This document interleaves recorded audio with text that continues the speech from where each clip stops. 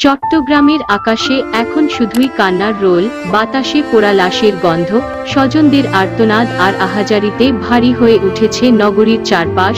শনিবার রাতে সীতাকুণ্ডের BM container ডিপোতে ভয়াবহ অগ্নিকাণ্ডের পরই কেঁপে ওঠে আশপাশের প্রায় 4 কিলোমিটার এলাকা।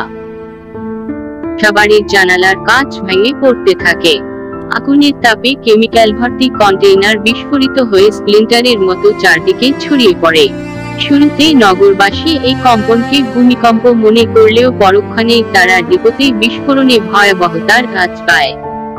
বাংলাদেশ ফায়ার সার্ভিস ও সিভিল ডিফেন্সের বীর অগ্নি সেনারা সহযোদ্ধাদের হারানোর বেদনা ও পোড়া গন্ধের মধ্যেই 90 ঘন্টার উপরে আগুন নিয়ন্ত্রণে কাজ করে যাচ্ছে।